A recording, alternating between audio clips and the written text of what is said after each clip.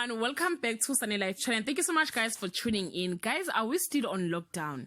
Twips has been asking this question after Nomcebo shared her appreciation for the love she received from a crowd at News Cave restaurant Tabani Mall in Venda, Toyando.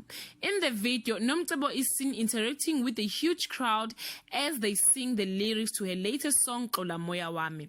The song recently reached gold status. She celebrated the achievement and was grateful that it's her first solo track to reach such a milestone. Fans were disappointed and started to question her about social distancing as per government regulations.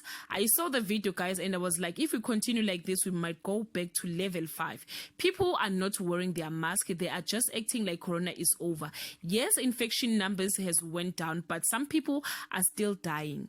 As the other group was concerned or were concerned about her latest crowded performance, some tweets complimented Nomcebo that she is the best singer, but some said as much as she can sing, but she cannot perform. She is actually worse when it comes to performing her songs. I believe she is doing great, guys, in both singing and performing. I don't know, what is your opinion in this one? Please comment below and share your thought. From that note, thank you so much guys for watching this video. See you on my next upload.